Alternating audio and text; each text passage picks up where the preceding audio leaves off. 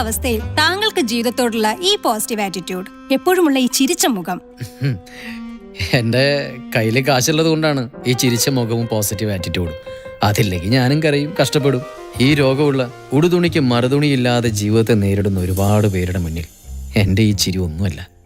ചിരിക്കാൻ എളുപ്പമാണ്, കരയാതിരിക്കാനല്ലേ പ്രയാസം. സർ, ഇത് കേൾക്കുമ്പോൾ ഞാൻ അറിയാതെ അങ്ങയുടെ ഒരു ഫാനായി മാറുകയാണ്. I am so inspired. മറ്റുള്ളവർക്ക് വേണ്ടി എന്തെങ്കിലുമൊക്കെ ചെയ്യണമെന്ന പോലെ. ശരിക്കും തോന്നുന്നുണ്ടോ? യാ, സത്യം.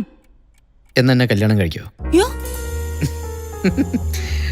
എന്നാ എന്നെ വേണ്ട. രണ്ട് കാലില്ലാത്ത ഒരാളെ വേണ്ട, കൈയില്ലാത്ത മറ്റൊരാളെ, അല്ലെങ്കിൽ ഒരു അന്ധനെ. ചെയ്യില്ല.